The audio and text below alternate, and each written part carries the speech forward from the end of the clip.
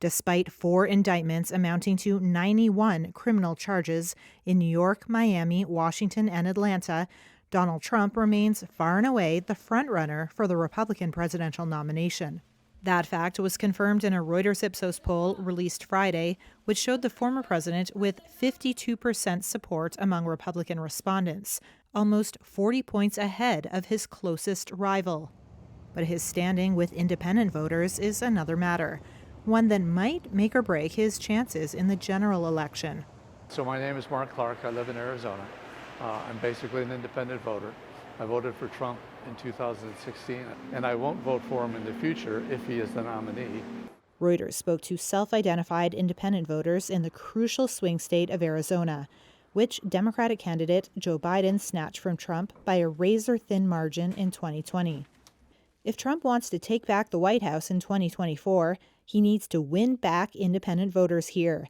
But some, such as 77-year-old Mark Clark, tell Reuters Trump's false claims about the last election, It's a rigged election, make them less likely to support him in the next one. Based upon all the evidence that we see, he's delusional.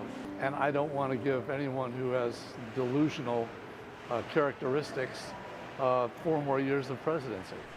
Independents are now the biggest voting bloc in Arizona, outnumbering Republicans and Democrats, according to data released last month by the Arizona Secretary of State. Reuters spoke to 15 independent voters in Arizona about Trump's arrest in Georgia on Thursday, and only one said they would likely support Trump next November. That voter said the Georgia indictment is, quote, a political hit job. But more often, they sound like Carolyn Van Oosten of Phoenix. So I have voted for Republican candidates, but also for Democratic candidates. And at this point in time, I cannot see myself ever voting for Donald Trump. and why is that? And that's because he just is mocking our country, and he's mocking our systems. The Georgia election, I think, encapsulates everything about him, that he tried to do a power grab.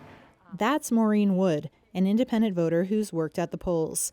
She expressed sympathy for other poll workers who were, quote, terrorized by Trump supporters after he claimed there was fraudulent behavior.